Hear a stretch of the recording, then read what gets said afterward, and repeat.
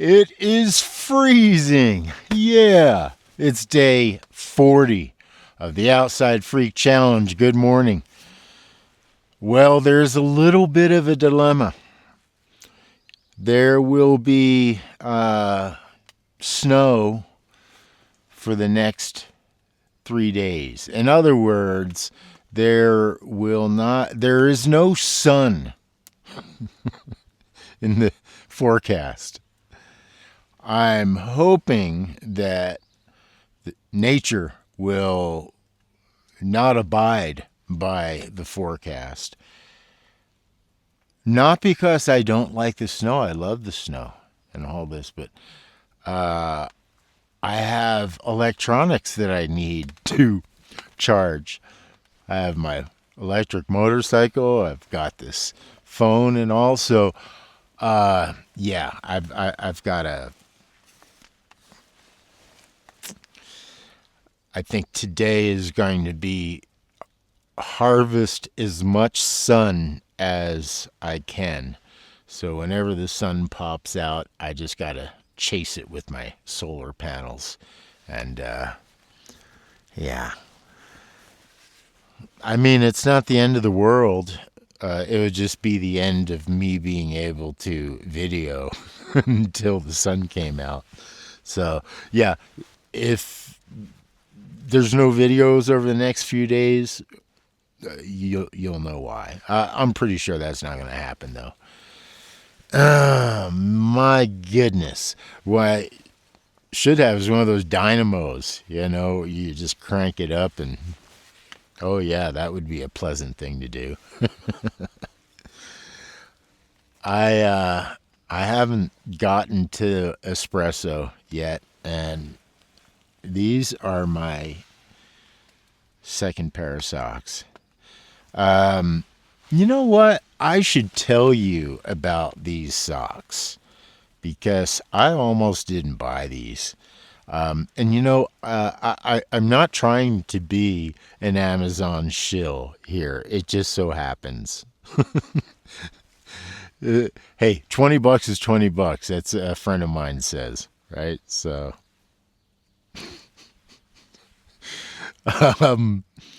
these are smart wool, and they're really thin. I don't know if you could notice that, but they're relatively thin. But boy, are they warm, and so far very durable, and they're working really well as far as not getting too nasty. Yeah, I'm really digging them. I think they were like over $20 a pair, but smart wool socks. Wow. I mean, I've known about smart wool socks and have worn smart wool socks for years, but usually the thicker ones. The really thick ones, and then the mid-weight ones. So I think these are super light. But even in this cold weather, they seem to be working really well. So, yeah, if I were you, I wouldn't hesitate to spend the money to get these socks because they're going to outlast any other pair of socks that you have, and they're comfortable. And see, that's I'm still alive. Yeah, see. Okay. So yeah, if you want to get yourself a pair, I'll put a link down in the description for this very pair of socks. So today is a sun harvesting day. Yes, I don't think there's any way around that. And I think that there's probably going to be some sun. Usually the sun isn't accessible in this part of the forest until about 10 o'clock. So, but things are happening early. Like, I'm waking up at 4:30 and it's the sun is starting to come up. It's not the sun is up, but yeah, you can see. Yeah, it's light enough at 4:30 in the morning that you can see now. So that's kind of cool. I've got to do this second cup of coffee. My brain just hasn't really fired fully yet. But yeah, this is the goal.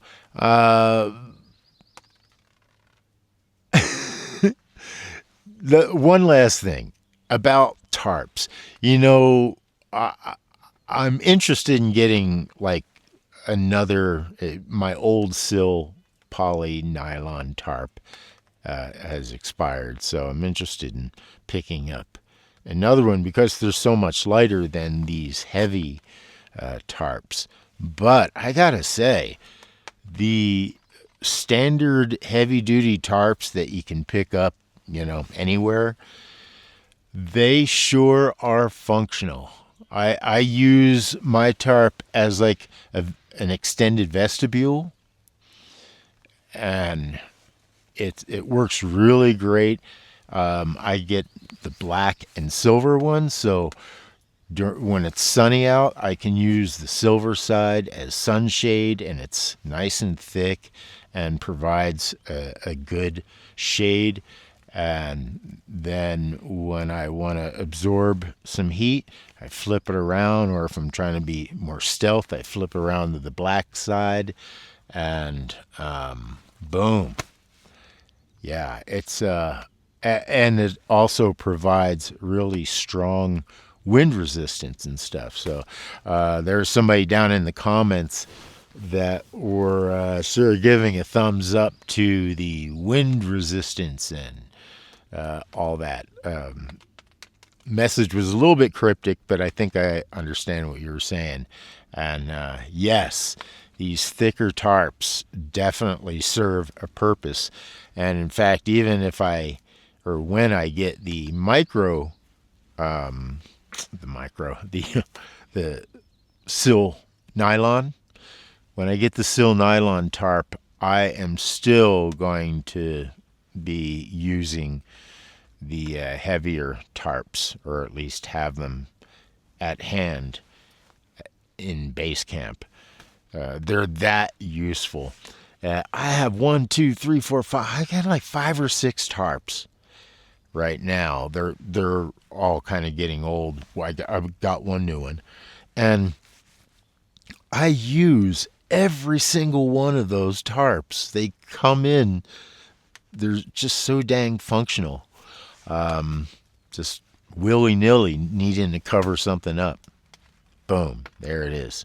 You're not going to have to, worry about your $100 Sill nylon tarp. That's not very functional. See, the Sill nylon tarp has, I would say, less function than your standard heavy-duty tarp. I'll put it that way, but I still want to get a lightweight Sill nylon tarp. Yeah, they're pretty cool. The 8x10 is a perfect size. Perfect size. So I've seen 10x10. Okay, but 8x10 is good. It's not too long and it's not too wide, so that way it's easier to find a place to pitch it. That's an important thing regarding tarps. So, okay, that's it. Day 40 of the Outside Freak Challenge. And thank you to everyone that has subscribed. And let me know, let me know what you want to see. And this makes my job a little easier, making videos and whatnot. Have you been out in the wilderness for any amount of time? And what was the weather like? Where was it? Let me know down in the comments below. I so rarely get comments of this nature, even though I ask every time. So it's okay. It's okay. That's all right. Yeah. How long do you think I can stay out here in the wilderness? 40 days and 40 nights thus far. All right. If you'd like to see more of my videos, especially my how-to videos, which I'll be making more of as soon as I get more sun, go on over to patreon.com/outsidefreak. Or if you just want to help support the channel, you could join the Patreon Outside Freak site. I think it's only $3 a month. Nothing. A mere pittance. And that helps out a lot. Again, thanks for subscribing. Thanks to you over at Patreon, all the members over at Patreon. And I'll see you tomorrow.